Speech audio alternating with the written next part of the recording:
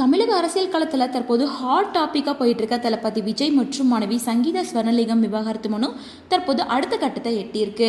March தொடக்கத்தில் சங்கீதா திடீர்னு press மீட்ல பேச இருந்ததாகவும் அதை டிவிகே தரப்புல இருந்து தடுத்து வரதாகவும் பல வதந்திகளை அரசியல் கட்சிகள் பரப்பிட்டு இருக்காங்க.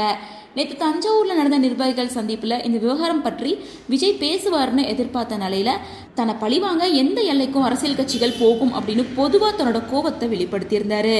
இந்த நிலையில விஜய் சங்கீதா விவகாரத்து பிரச்சனையை சுமூகமா முடிவு கொண்டு வர மாதிரி விஜய் தரப்புல இருந்து முடிவெடுத்து செட்டில்மெண்ட், அதாவது ஜீவனாம்சம் ஃபைனல் பண்ணியிருக்காங்களாமா.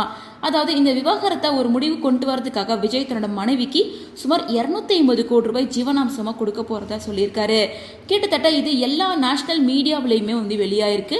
மேலும் 27 வருஷம் திருமண வாழ்க்கையை முடிச்சுக்கிறதுக்காக விஜய் இந்த தொகையை தர பிளான் பண்ணியிருக்காராமா. சங்கீதா தரப்புல இருந்து இடைக்கால பராமரிப்பு செலவும் நிரந்தர ஜீவனாம்சமும் கேட்டிருக்காங்களாமா. இந்த தொகை மகன் ஜேசன் சஞ்சய், மகள் திவ்யா ஷாஷாக்கு போய் சேரும் அப்படின்னு சொல்லியிருக்காங்க. கடந்த டிசம்பர் 5, 2025 செங்கல்பட்டு மாவட்ட முதன்மை நீதிமன்றத்தில் சங்கீதா ஸ்வர்ணலிங்கம் விவாகரத்து மனுவை தாக்கல் பண்ணியிருக்காங்க. பிப்ரவரி 24, 2026 அன்னைக்கு இந்த மனு முறைப்படி குடும்ப நீதிமன்றத்துக்கு விசாரணைக்கு வந்திருக்கு. பிப்ரவரி 27, 2026 அன்னைக்கு நீதிமன்றத்தில் முதல் விசாரணை நடந்திருக்கு. இந்த நிலையில ஏப்ரல் 20, 2026 அன்னைக்கு அடுத்த கட்ட விசாரணைக்காக நடிகர் விஜய் நேரில் ஆஜராகணும் அப்படின்னு நீதிமன்றம் உத்தரவிட்டிருக்காங்க. அதே போல தற்போது லண்டன்ல இருக்க சங்கீதா அவர்கள் ஏப்ரல் 20க்குள்ளார சென்னைக்கு வர போறாங்க. சங்கீதா அவர்கள் கடந்த 2025 செப்டம்பர் மாசம் மகன் ஜேசனோட இந்தியாவுக்கு வந்திருந்த நிலையில அடுத்த சில மாதங்கள்ல விவாகரத்து மனுவை தாக்கல் பண்ணியிருக்காங்க.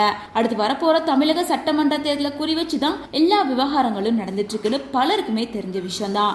ஆனா அதுக்குள்ளார இந்த பிரச்சனையை முடிவுக்கு கொண்டு வந்துருவாங்கன்னு எதிர்பார்க்கப்படுது. அதே நேரம் தேர்தல் நெருங்க விஜய் அவர்களை சுற்றி இன்னும் பல பிரச்சனைகளை ஏற்படுத்த அரசியல் கட்சிகள் திட்டமிட்டிருக்காங்க அப்படின்னு சொல்லியிருக்காங்க. இன்னொரு பக்கம் தற்போது நடந்துகிட்டு இருக்க பிரச்சனைகள்ல டிவிகேவோட வாக்குகள் சரியுமா, குறிப்பா பெண்களோட வாக்கு சரியுமா அப்படின்ற உங்களோட ஒப்பீனியனை கமெண்ட்ஸ் மூலமா ஷேர் பண்ணுங்க.